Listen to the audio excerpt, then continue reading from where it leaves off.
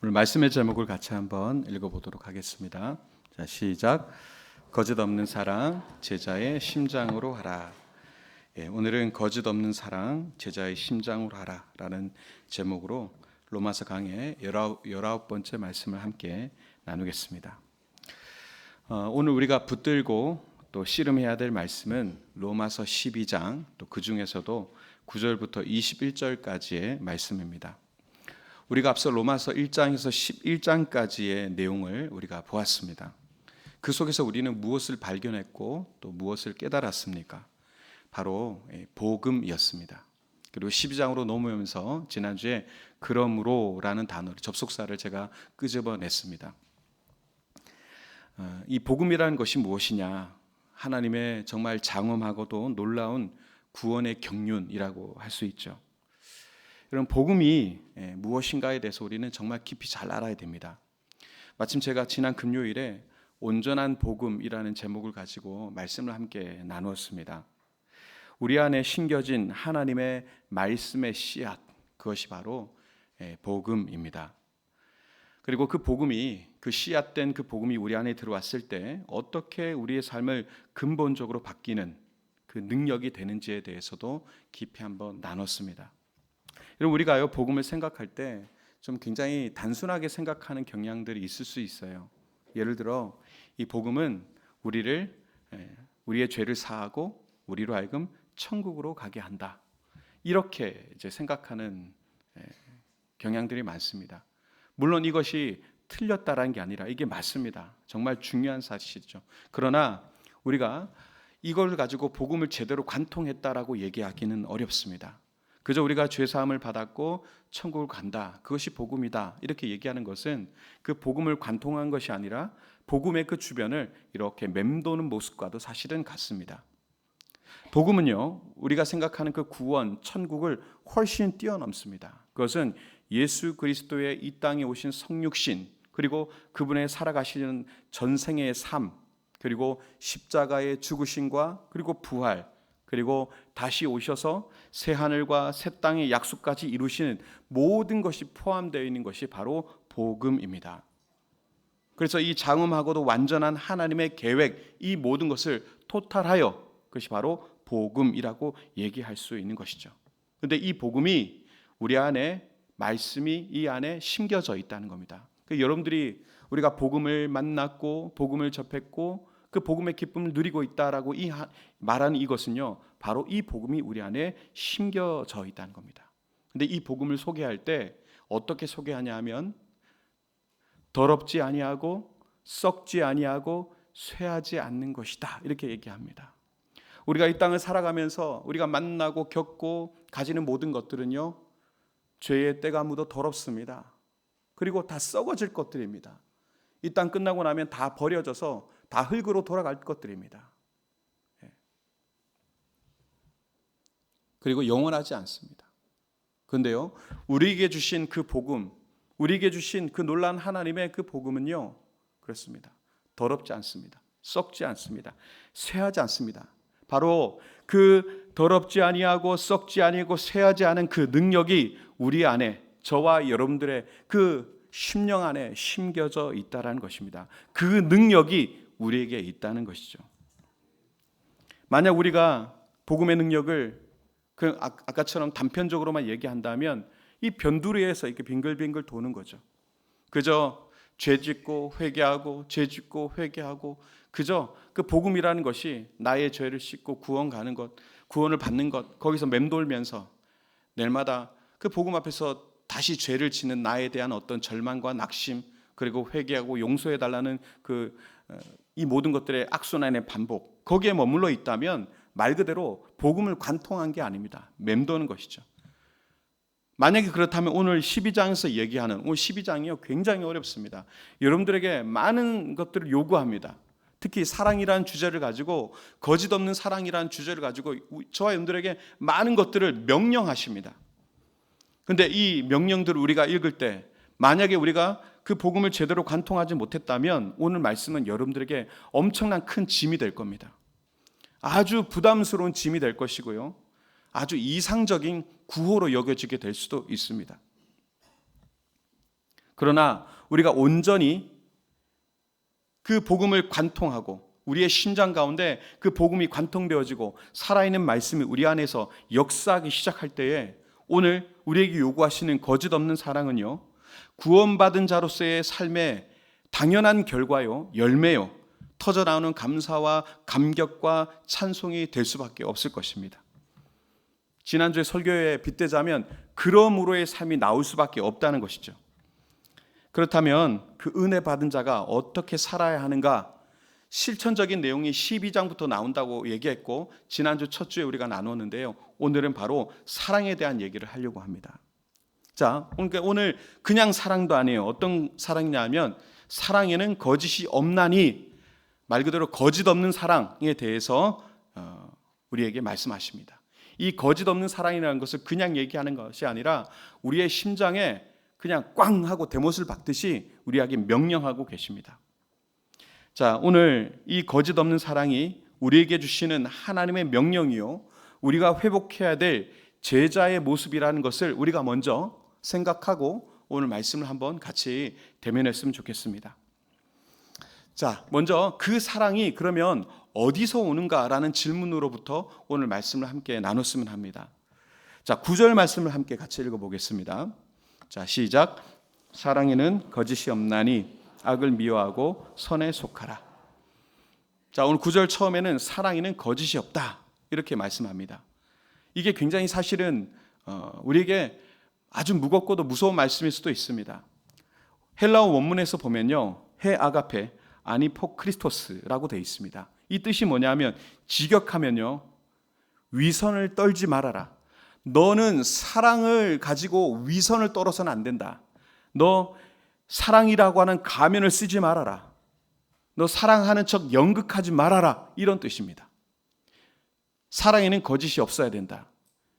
위선적인 사랑, 거짓 사랑, 가면 쓰는 사랑, 그런 사랑 절대 하지 말아라. 연극하지 말아라. 무섭죠? 근데 여러분, 직설적으로 한번 여쭤보면, 여러분 이 사랑이 우리의 힘으로 가능할까요? 이 사랑이 우리의 힘으로 가능할까? 한번 되새겨 볼까요? 로마서 1장, 2장, 3장에서 우리를 어떻게 정의했습니까? 우리를 어떻게 진단했습니까? 바울의 인간의 실상을 아주 적나라하게 그렇게 지적했는데, 고발했는데, 그냥 간략하게 얘기하면 우리가 다 죄인이라는 겁니다. 의인은 없고요, 하나도 없습니다. 선을 행할 자도 없는데 하나도 없다. 그것이 우리를 향한 바울의 고발이었어요. 이게 저와 여러분들의 본래 모습이라는 거죠. 그런데 이런 저와 여러분들이 이 위선 없는 사랑, 조건 없는 사랑, 거짓이 없는 사랑을 할 수 있느냐? 불가능합니다. 우리의 힘으로서는 불가능합니다. 하나님께서 우리에게 율법을 주셨어요. 말씀을 주셨어요. 근데 그 말씀의 본질도 깨닫지 못한 채 오히려 죄만 더 드러나고 탐심만 더 커지는 그런 결과물을 낳지 않았습니까? 우리 인간이라는 존재가 그렇습니다. 그런데 왜 사도 바울은 이렇게 당당하게 사랑하라, 그것도 거짓 없는 사랑을 하라, 그렇게 명령하는 것이냐? 답은 딱 하나입니다. 좀 생각해 보시면 금방 알 수 있습니다. 뭐냐 하면 바로 복음입니다. 1장에서 11장까지 선포되어졌던 바로 십자가의 복음의 능력 때문입니다. 그 복음의 능력이 어디에 있죠? 우리 안에 있습니다. 저와 여러분들에게 심겨진 말씀, 그 복음이 우리 안에 심겨졌다는 거예요. 예수 그리스도께서 우리를 위해서 죽으시고 부활하심으로 우리의 모든 죄를 사하심으로 값없이 우리를 의롭다 여겨 주셨다는 거죠. 그래서 우리의 신분이 변화되었습니다. 죄인으로서는 할 수 없습니다. 그러나 하나님의 자녀로서 의인의 신분으로서는 감당할 수 있습니다. 이 변화를 우리가 경험했다는 거죠. 우리는 일반 달란트 빛을 탕감받은 자가 되었습니다. 그렇기 때문에 이 거짓 없는 사랑의 명령은 이 상상할 수 없는 큰 은혜를 먼저 체험하고 경험한 자에게 주시는 성령 안에서의 가능한 삶의 원리인 것이죠. 그렇기 때문에 우리는 할 수 있게 된 것입니다. 그리고 할 수 있습니다. 아멘이신가요? 여전히 속으로 힘들 것 같아. 복음을 관통하지 못한 모습입니다. 여러분, 이 사랑은요, 다른 게 아닙니다. 하나님의 속성입니다.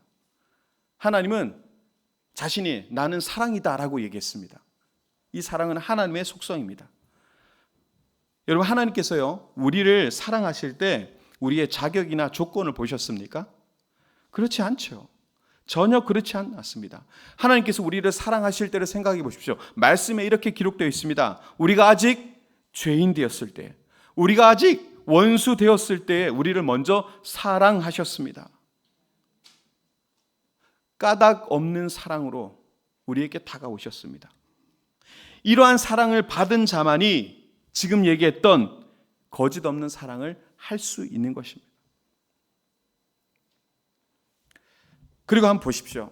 그리고 나서 이제부터 계속 바쁘게 이어지는 거짓 없는 사랑을 어떻게 해야 될지에 대해서 계속 얘기하시는데, 오늘 부디 이 말씀이 여러분들에게 짐이 되기보다는 내 삶에 마땅히 일어나야 될 제자의 삶의 열매라는 것을 확신하시고 들으셨으면 좋겠습니다. 자, 뒤에 이어지는 말씀 보면 악을 미워하고 선에 속하라 이렇게 또 말씀합니다. 자, 이것이 사실 거짓 없는 사랑의 또 다른 모습이거든요. 여러분, 사랑이라고 해서요, 모든 것을 헤헤 하고 웃으면서 다 좋게 좋게 넘어가는 것, 그것은 사랑이 아닙니다. 여러분, 죄에 대해서는요, 우리가 불같이 미워해야 됩니다. 세상의 불의와 타협해서는 안 된다는 겁니다.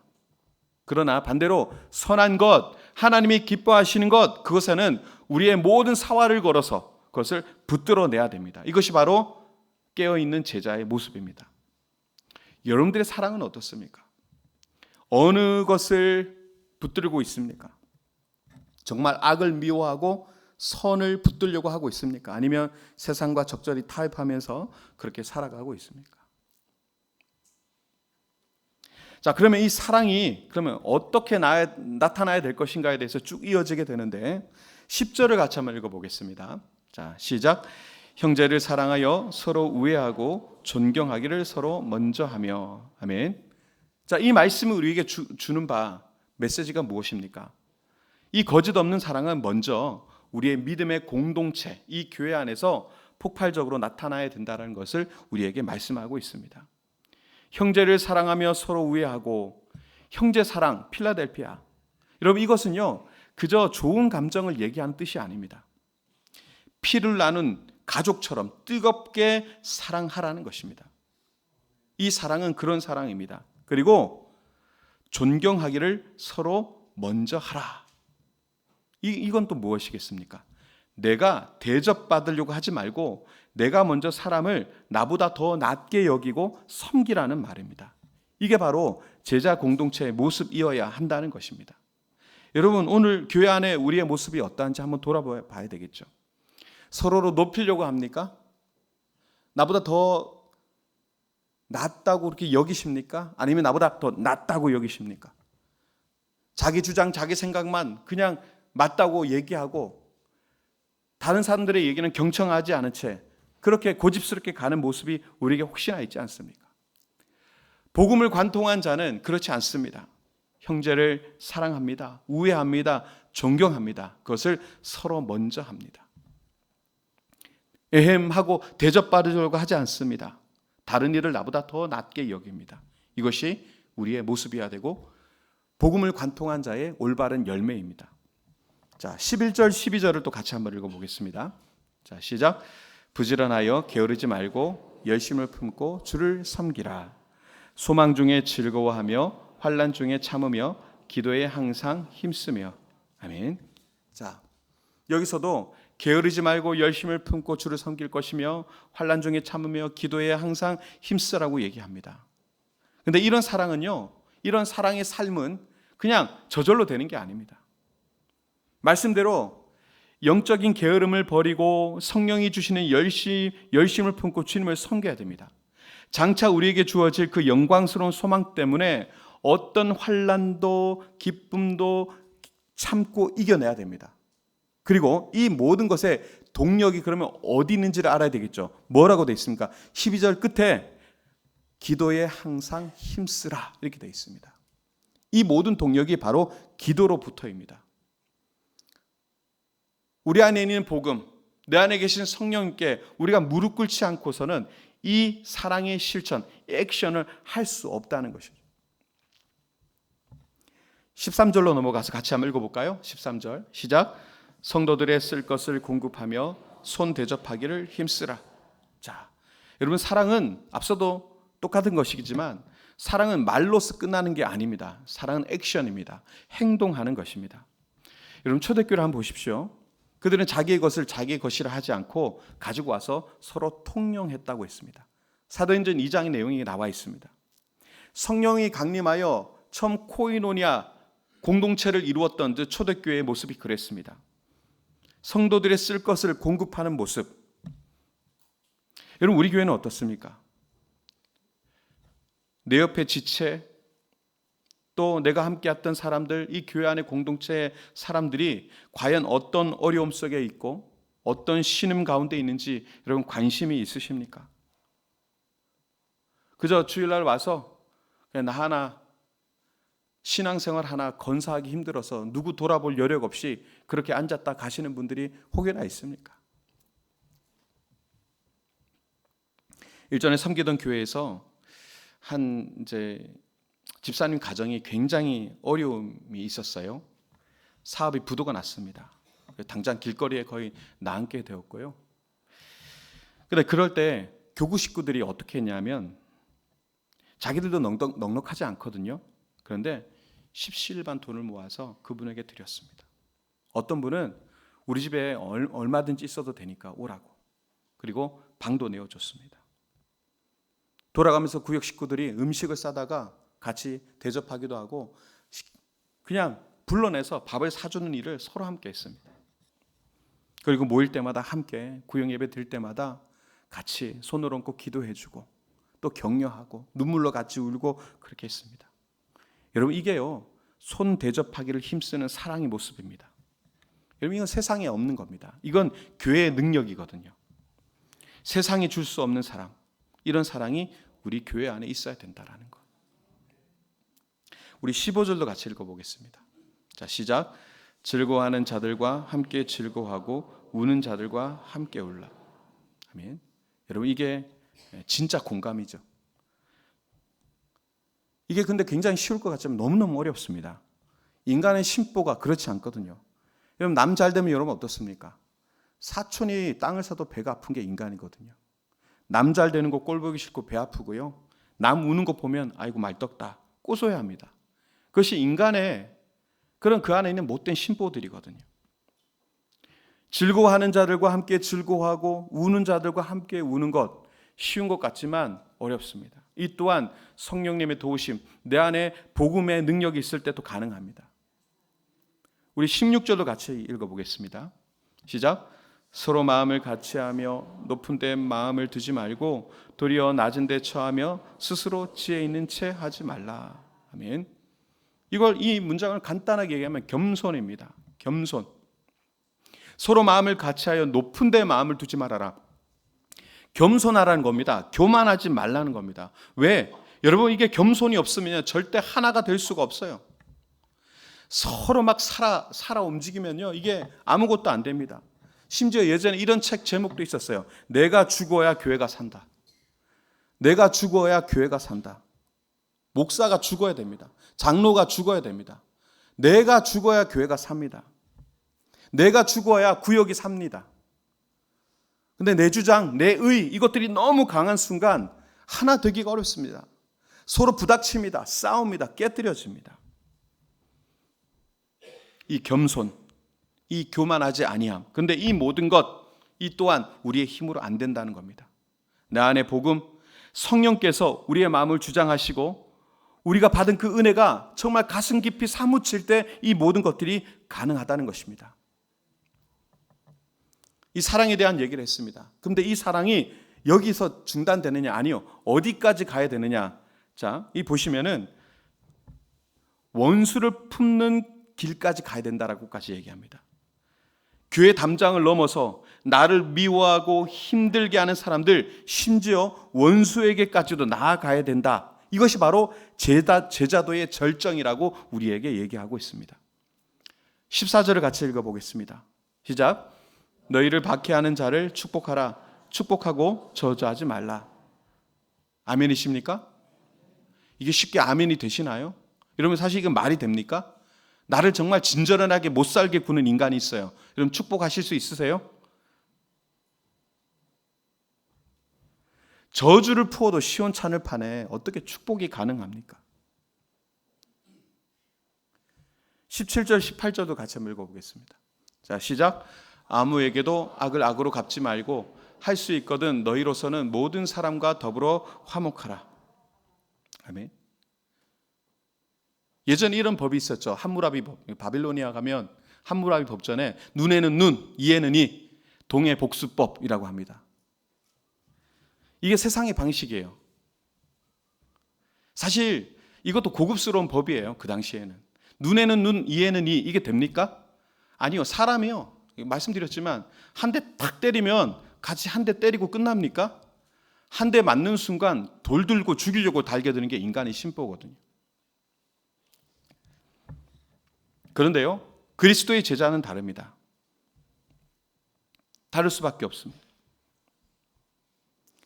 왜 악을 악으로 갚지 말고 더불어 화목할 수 있느냐?